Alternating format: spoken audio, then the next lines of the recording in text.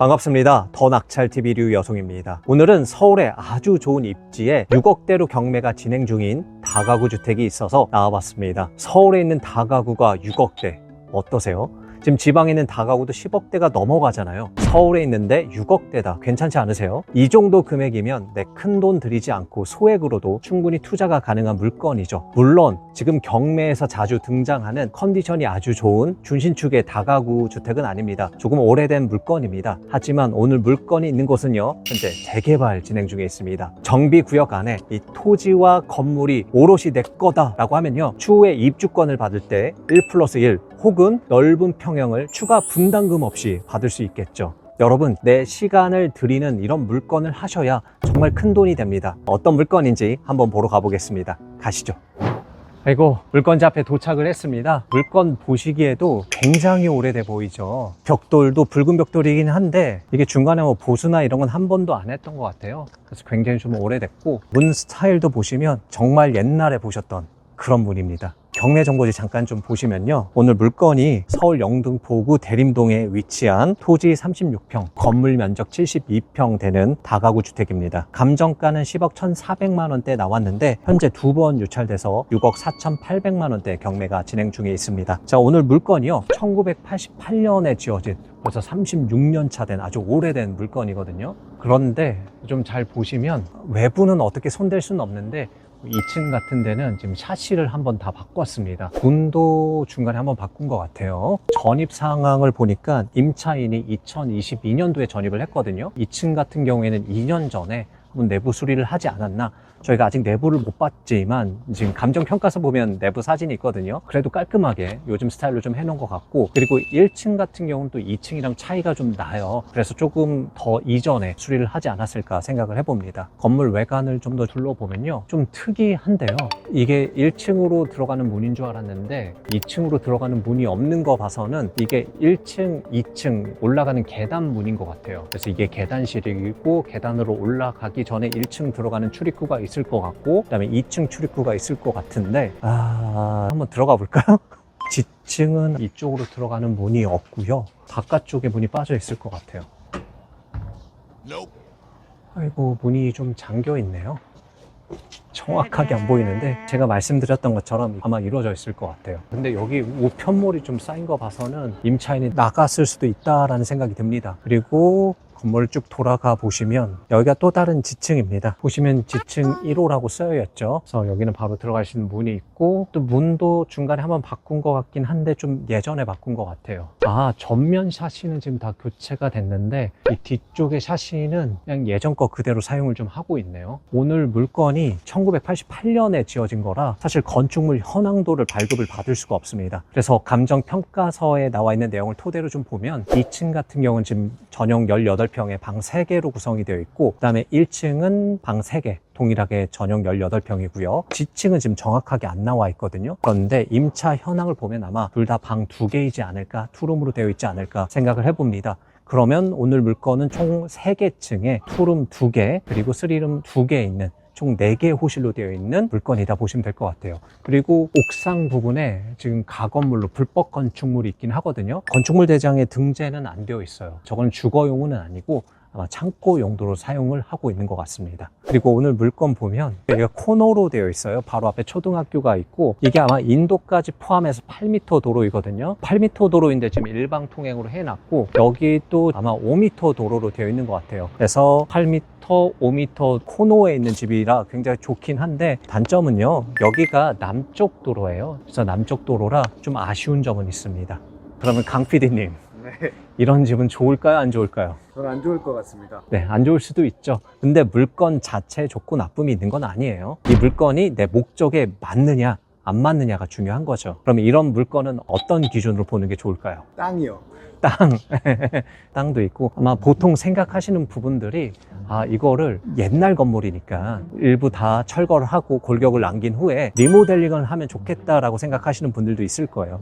맞아요. 그것도 방법이긴 한데, 이게 건물 자체가 좀 작기 때문에 뜯어서 일부 철거를 하고 리모델링을 한다라고 해서 그렇게 크게 수익이 될 것 같지는 않아요. 물론 이게 가리봉동에 있다라고 하면 아마 이거 잘 개조하면 방 한 20개 정도 뺄 수 있을 것 같아요. 기억나시죠? 가리봉 가리봉동? 물론 여기가 가리봉동이 아니라 그런 수요는 없을 것 같고요. 그리고 이게 만약에 뭐 성수동이다, 힙한 뭐 망원동이다라고 하면 잘 개조해가지고 베이커리 카페나 힙한 카페로 만들어가지고 장사를 해도 될 텐데 이 지역이 또 그럴 만한 동네는 아닙니다. 그래서 그게 좀 아쉽습니다. 두 번째는 이걸 완전히 철거한 후에 새로 건물을 올리는 방법도 있겠죠. 그런데 그러기에는 또 아쉬운 부분이 있어요. 아까 제가 말씀드렸던 것처럼 여기 남쪽 도로를 끼고 있잖아요. 남쪽 도로를 끼고 있기 때문에 어떻게 되죠?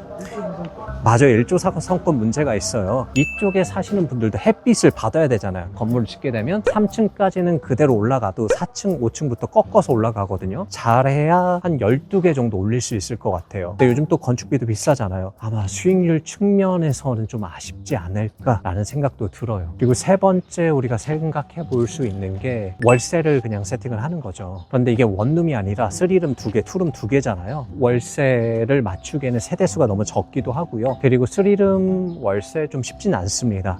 그래서 수익률이 좀 안 나와요. 아쉽습니다.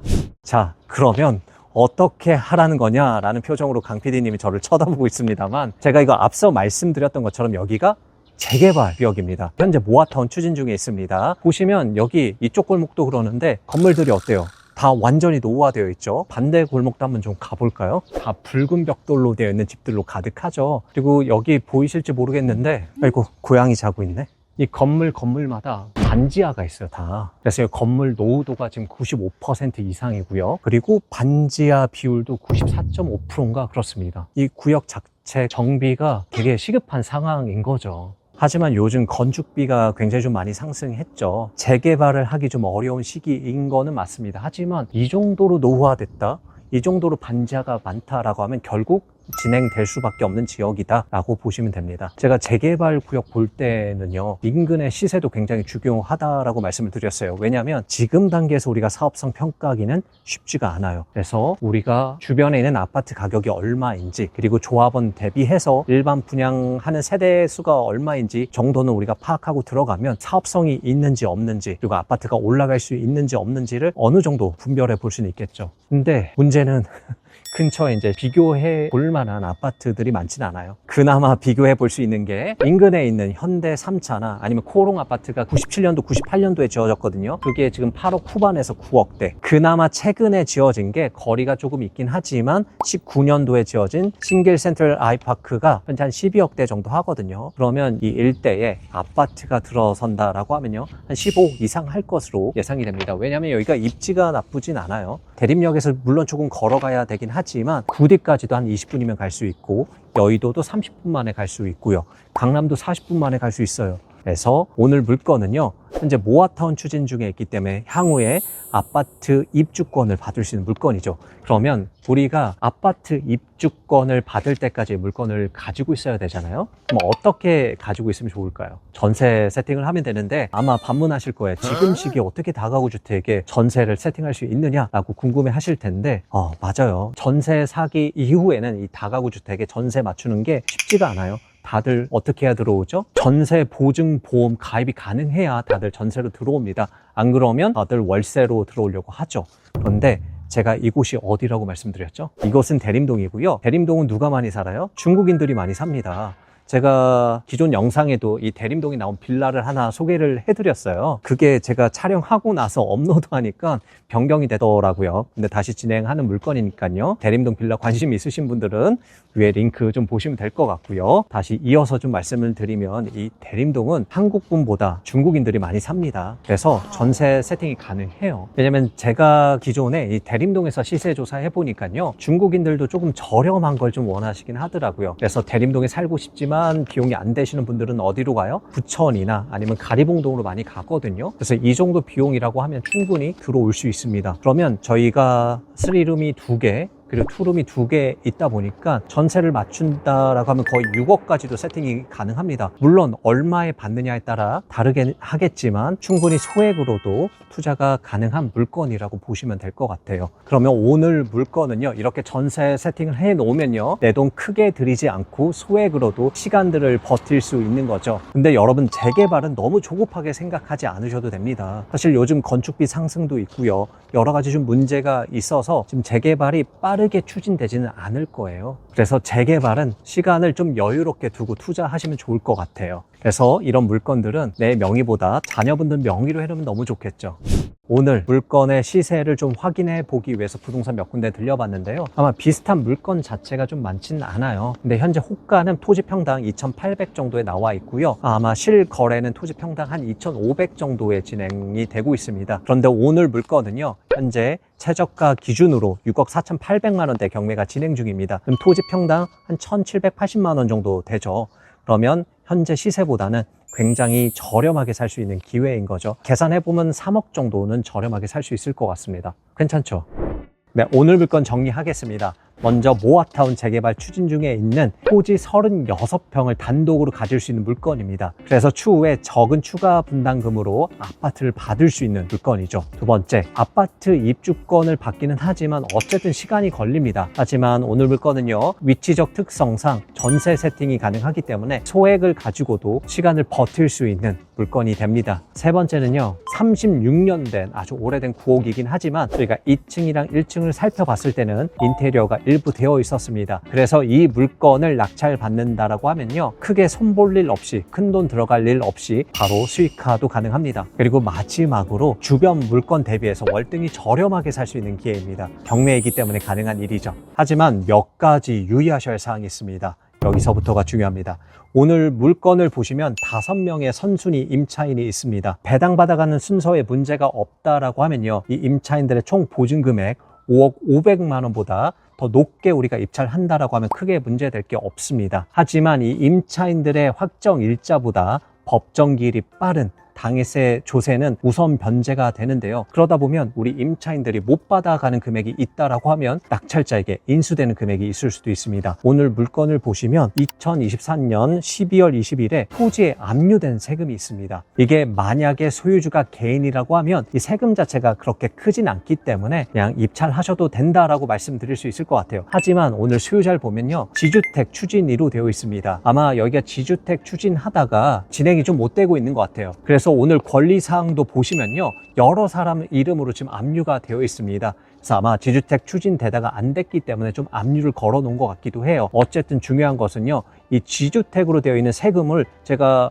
많게는 몇십억까지도 받기 때문에 이 세금 부분은 반드시 확인하고 가셔야 됩니다. 우리가 세금을 확인하려고 하면 어때요? 개인정보라고 해서 절대 안 알려줍니다. 그래서 이럴 때는요, 직접 지자체에 찾아가거나 세무서에 찾아가서 담당자를 만나서 얘기를 해봐야 됩니다. 그런데 구체적으로 얘기는 안 해줘요. 그래서 앞자리만이라도 여러분들이 확인하시면 훨씬 더 편한 마음으로 입찰이 가능하겠죠. 한 3천 됩니까? 5천 이상 돼요? 이 정도로 조금 러프하게 물어본다라고 하면요, 알려줍니다. 어쨌든 중요한 거는 이렇게라도 확인을 꼭 하시고 입찰하셔야 됩니다. 두 번째는요, 보증금을 확인할 수 없는 대항력 있는 황땡땡님이 있습니다. 그런데 우리가 물건을 살펴봤듯이 총 4개 세대로 되어 있거든요. 이 황땡땡님이 있을 곳이 없어요. 옥상 그것도 가건물이고 창고기 때문에 거기에 전입할 수도 없고, 어쨌든 전입세대 열람서에 이 황땡땡님이 나오기 때문에 이 사람이 누군지는 아마 탐문 조사를 해서 확인을 하셔야 됩니다. 정확하게 확인을 하고 입찰 들어가시는 게 좋겠습니다.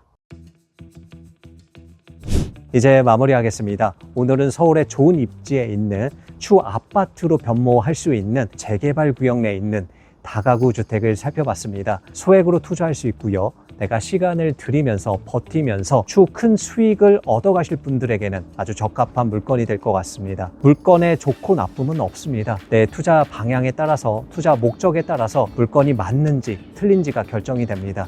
그래서 투자 방향에 대해서 명확하게 세우시고요, 오늘 해야 될 물건에 집중하셔야 됩니다.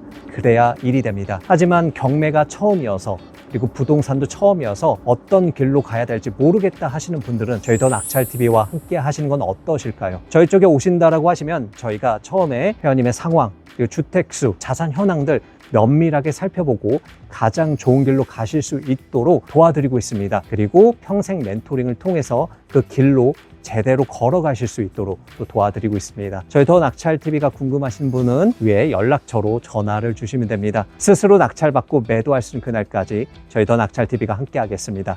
이상 더 낙찰TV의 류여송이었습니다. 감사합니다. 안녕.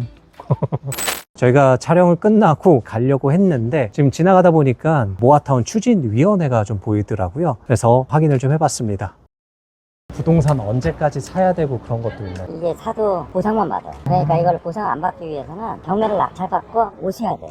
만약에 하시게 되면 무조건 조합에 와서 상담하셔야 돼요. 지금 경매 와서 다 상담하세요. 아, 그럼 지금 동의는 몇 프로 정도 되나요? 70조 거의 끝나가고 있는 상황이에요. 그 경매권 중에 한점 물음표가 있는데 그 한점은 어차피 제가 볼 때는 그 청구할 소송이 없어요. 필요한 거 있으면 또 전화하세요. 경매권은 잘 보신 거예요. 네, 알겠습니다. 감사합니다. 감사합니다. 이제 추진위원회라서 100% 저희가 신뢰할 필요는 없습니다. 지금 동의율이 한 72% 이상 좀 모여 있고요. 그리고 아까 제가 유의하셔야 될 사항 중에 대학역에 있는 어디 거주하는지 모르는 황땡땡님이 계셨거든요. 그분이 지주택 관련된 사람인가 봐요. 그래서 권리사항에는 크게 걱정은 안 하셔도 될 것 같아서 좀 말씀을 드립니다. 그래도 꼭 한번 다시 확인은 하셔야 됩니다. 네, 오늘도 고생하셨습니다.